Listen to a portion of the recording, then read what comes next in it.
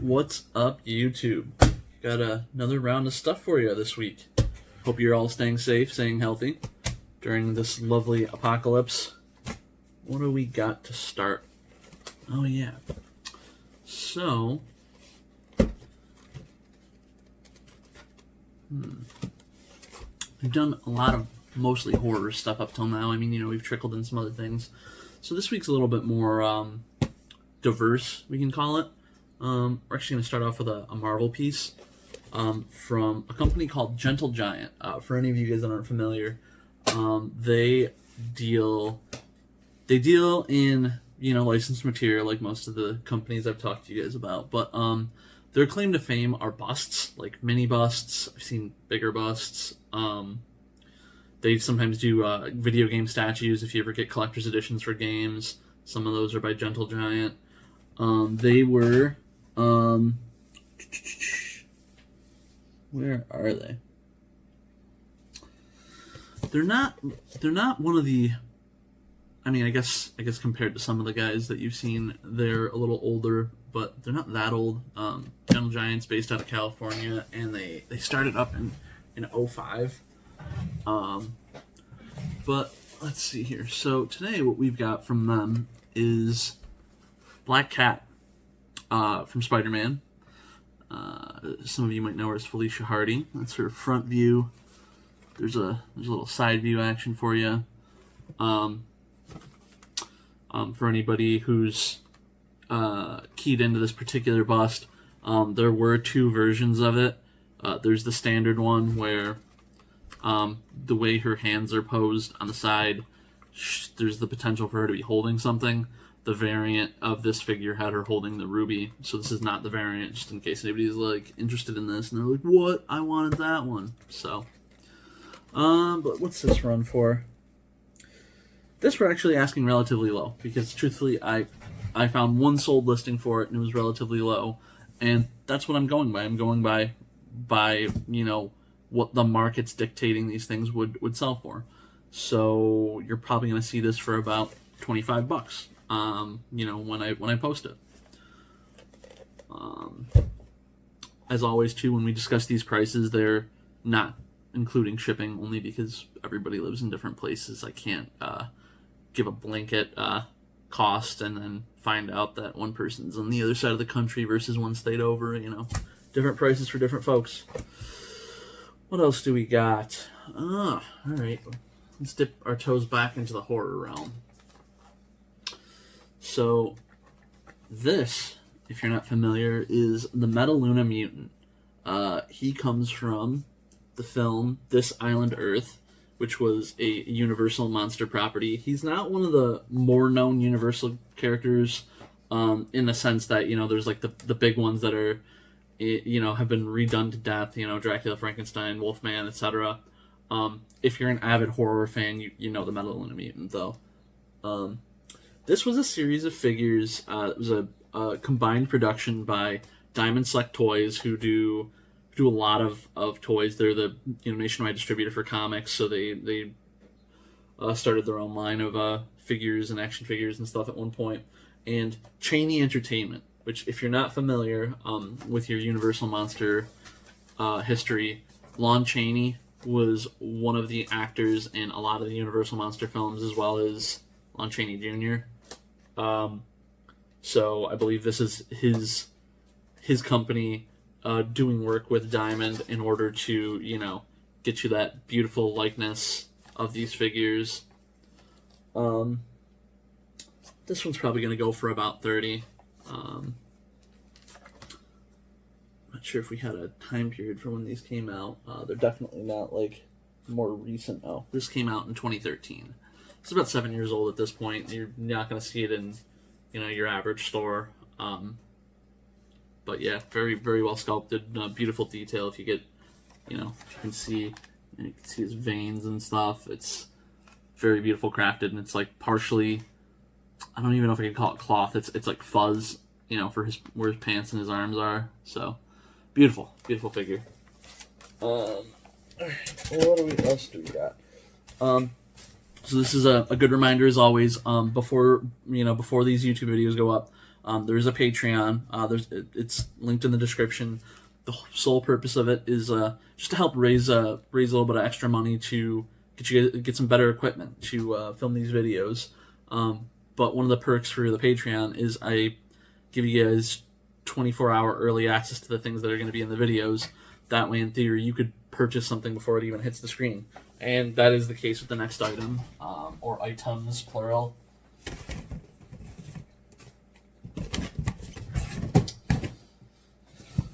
So we've got 1, 2, 3.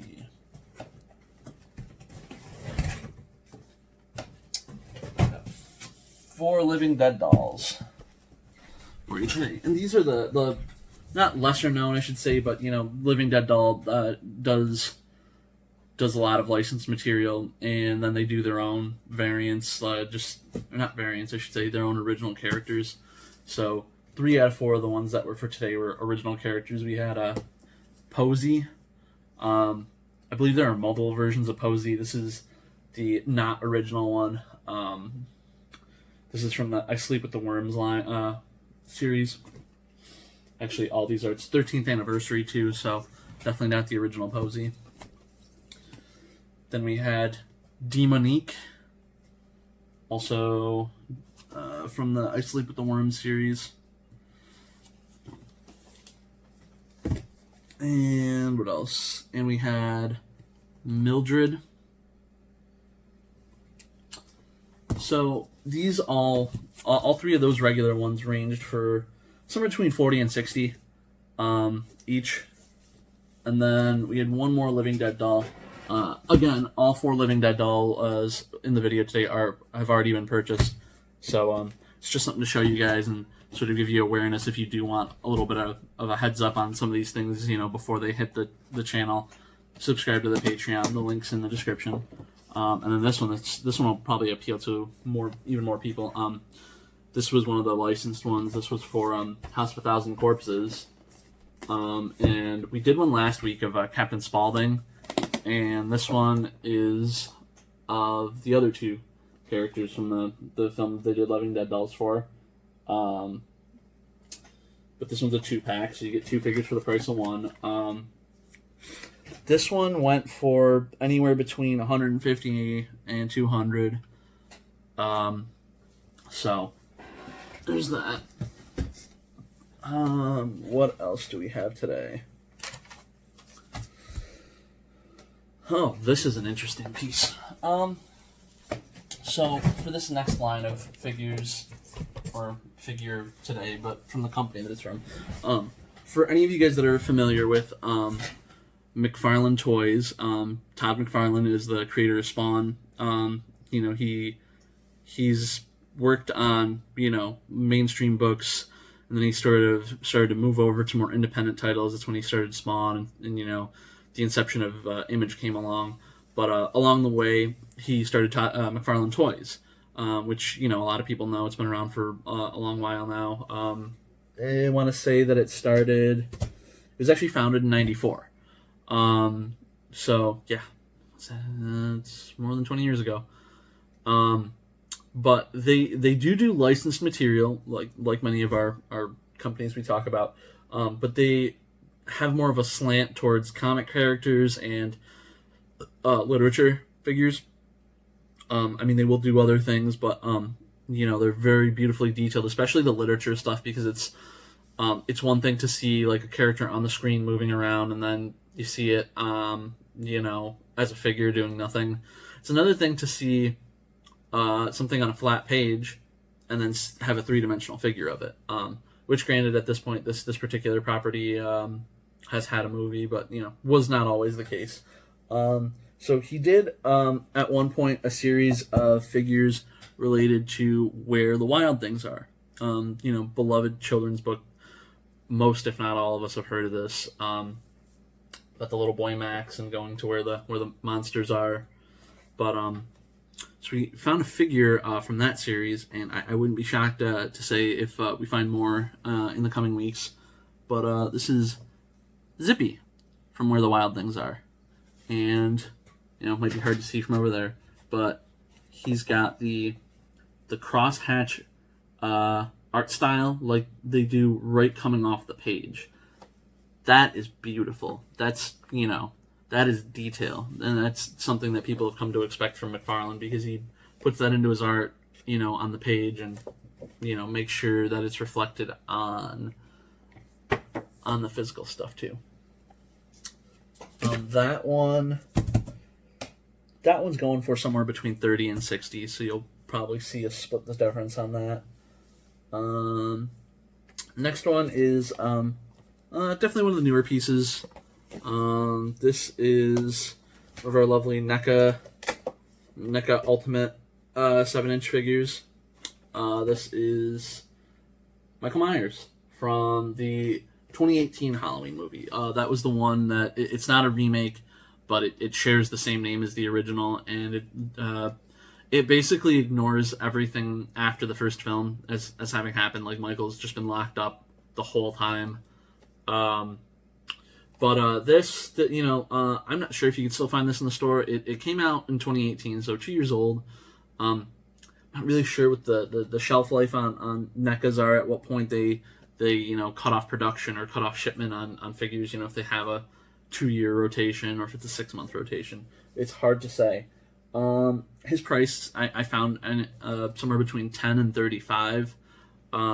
You probably see him for about $20 when I list him up there. So, yeah, if you wanted this one when the movie came out and you missed it, great for you. Oh, what else do we got?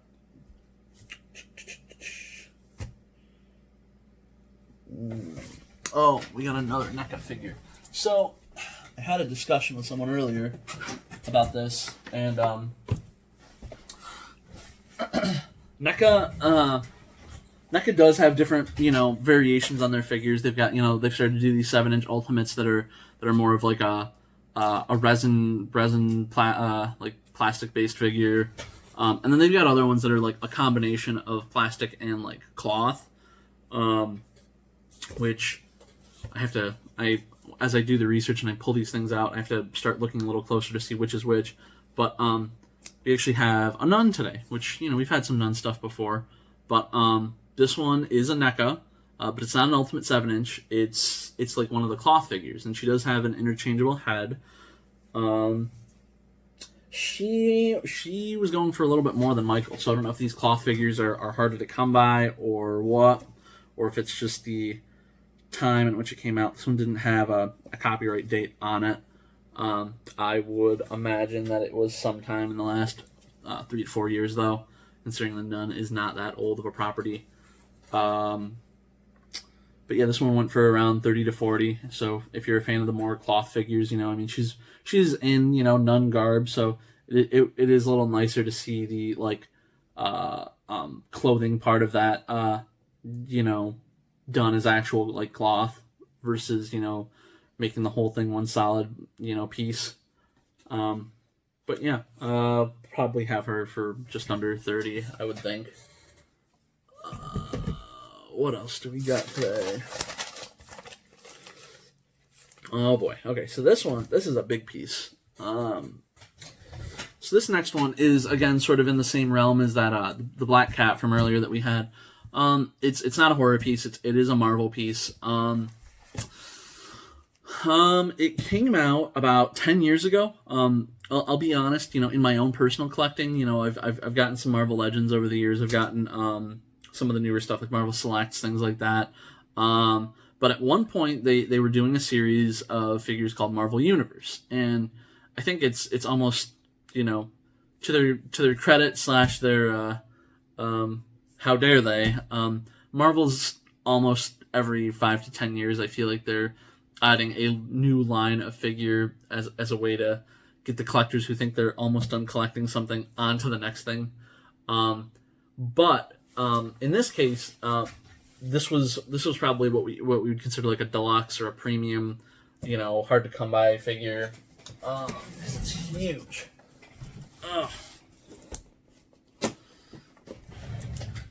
It is our boy Galactus. And his sound still works too. I mean, none of these things are ever opened, but let's see.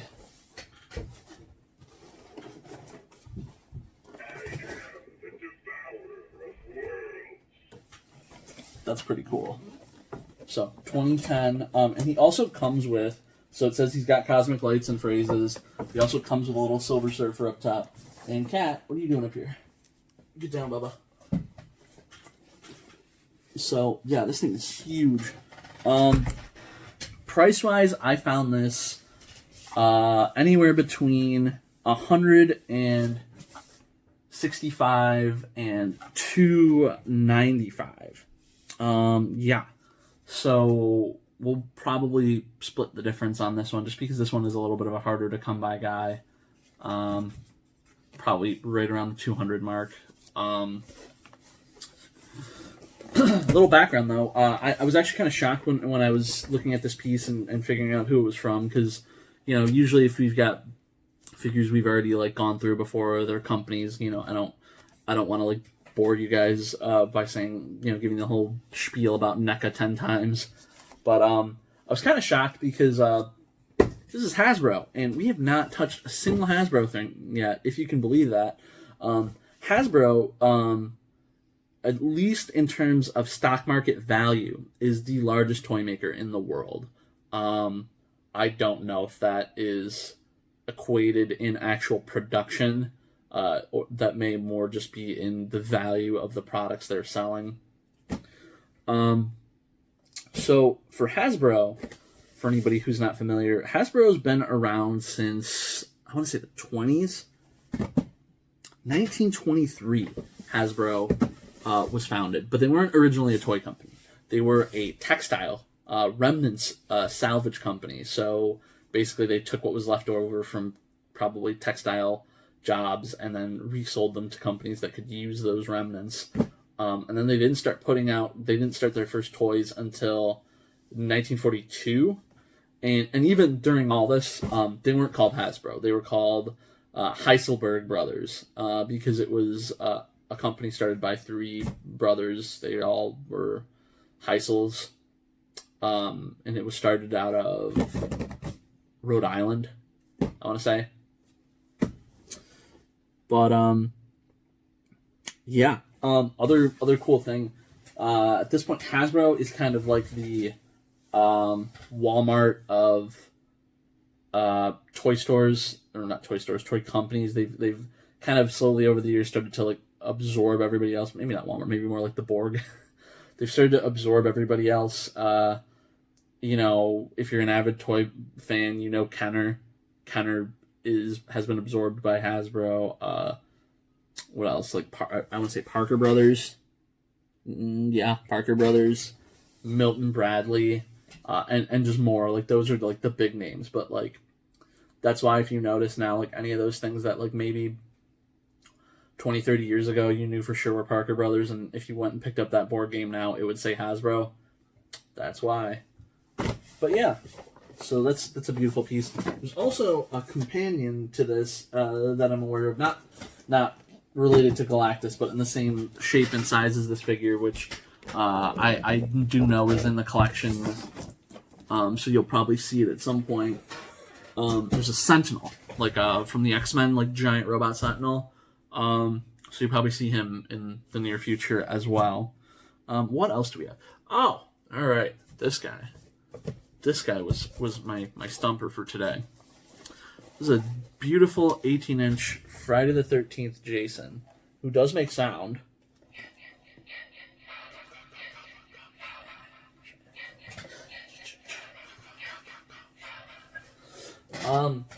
Beautiful piece, beautiful like art and like renderings from the movie on it. Interesting as well. I mean, you see the window up front for the figure. On the back though, even though you see all that stuff, it's actually got a Velcro panel in back with even more information on it. So the stumper for this piece, it's also a limited number for anybody interested. It was out of 30,000 pieces, and this one's 3,645 out of 30,000. So this thing, if you look at it up and down, there is no company Like, there's no date, there's no nothing. There's, this one took some deep digging to figure out. With the help of a friend of mine who's very keyed into horror as well, and then some independent research. So this was from Spencer's, like Spencer's Gifts and Toys, mall store there. They did a series of figures like this. There's some other 18 inches out there. There's I believe a Crypt Keeper. There's a Freddy from Nightmare. There's probably a couple of others. They did these around 94, 95. I don't know. I don't know why they didn't like signify them more. I don't know if back then it was just like a taboo to say, hey, we made this. If people didn't like it, they don't want to be able to blame Spencer's. I couldn't tell you. But yeah, that's where this came from. Little background on them if you're not familiar with Spencer, since this wasn't from like a specific toy company. They used to be a novelty gift mail order service, which I didn't know. That, I just thought they were like a gag gift store that opened up and then like expanded into sex toys and like pop figures and stuff, which is basically the state of it now. Like sex toys, pop figures, gag gifts, like basically that's the thing. But it started as that in when was that?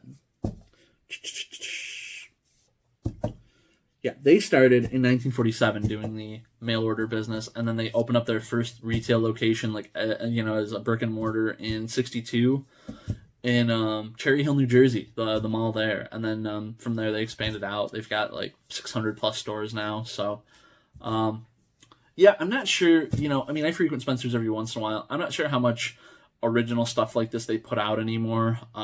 It is very cool, but I think this is maybe from a bygone age. So definitely a cool piece if you're interested in stuff like this.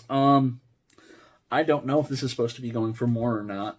Again, I can only market to you what I find in the market, and the highest I saw this sold for was $110. So you'll probably see this under $100, something like that.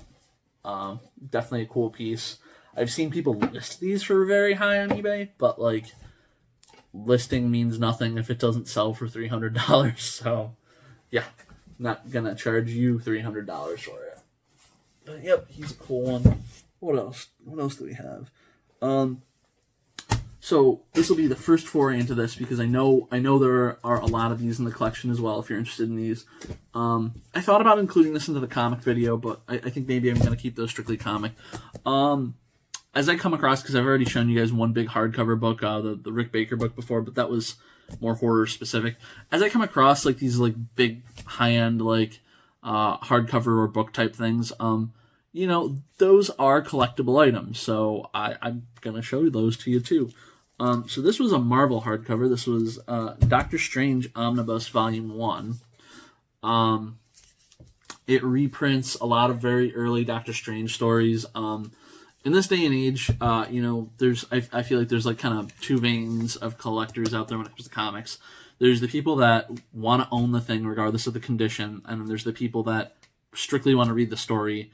They don't care the form they have it in. They don't care if it's, their collection's all mixed, like, hey, they've got a couple of issues of this in comic form and then, a hardcover to make up the difference. But this was collected Strange Tales 110 to 111, 114 to 146, and an Amazing Spider-Man annual. The retail cost on this was $75. I actually saw this going for more, which in my experience, collected editions don't usually go for more. However, that being said, that is usually the collected editions that I'm referring to are usually more mainstream new items, because these are reprinting old comics. These actually have the potential to increase in value, just because it's still cheaper for somebody to buy, even if this goes from 75 to 110, which is what I did find this going for now. It's still cheaper to pay $110 for this hardcover and get them like in beautifully rendered pages than track down all the issues of Strange Tales if you're just strictly looking to read the story. So this is probably going to go for under what it retailed for, maybe, something like that, maybe in like the 50 range, something to that effect. Beautiful thing about these two, which for any who aren't aware, in the lovely comic buying, comic shipping business, I'm not a fan of this. I don't agree with it, but I do agree to follow the rules that are provided to me. Comics are not eligible for what's called media mail through the USPS, which is basically super cheap shipping for books. One of their provisions for not including comics is ads. They don't want the material being shipped super cheap through media mail to have ads. So your standard comics don't carry ads. Do carry ads, so they're not eligible. This, however, because it's a reprint, because they've removed all the ad pages and things like that, and incidental ads for other books of the same kind don't count in the media mail provisions. This is eligible for super cheap shipping, which I love. I wish all comics were just covered into that way, because let's be honest, nobody's buying a comic for the ads that are inside of it. We might once in a while, get nostalgic or anecdotal about them, but I've never once talked to somebody who's like, I want that comic for that ad inside. So, but yeah, there's that.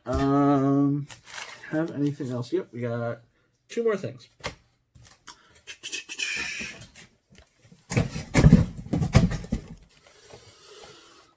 This next piece, I actually have a little bit of personal sentimentality towards, despite the fact that these things aren't mine.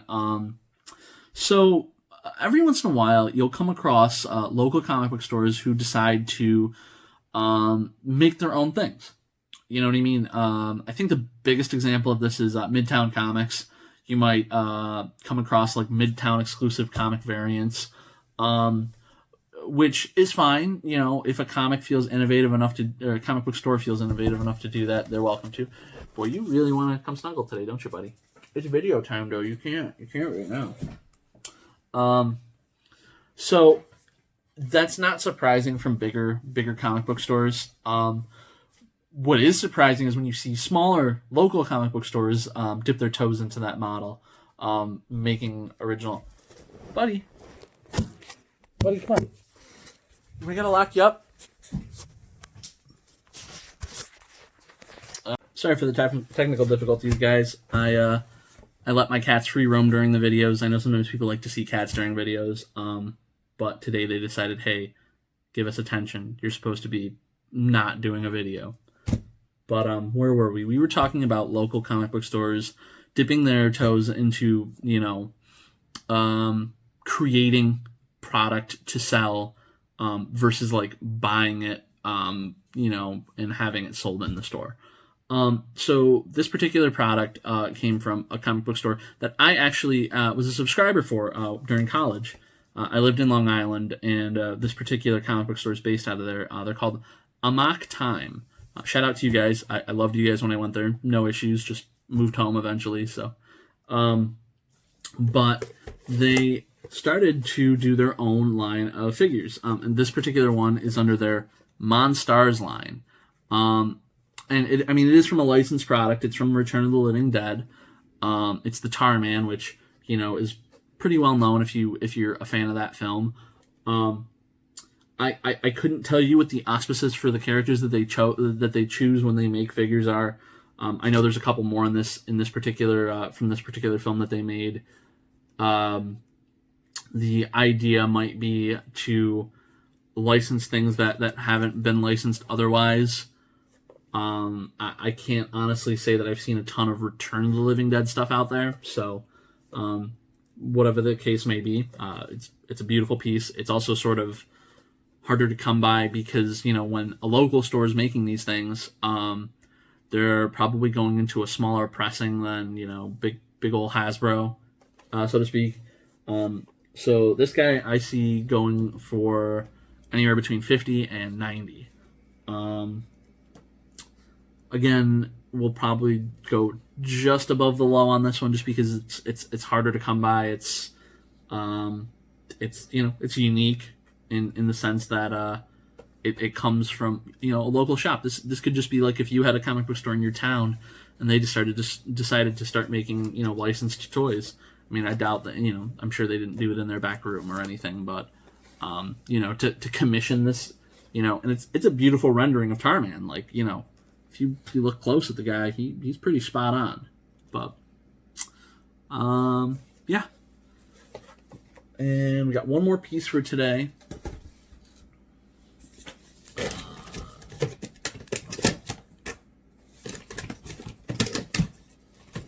Last one is from our good old pals at NECA again.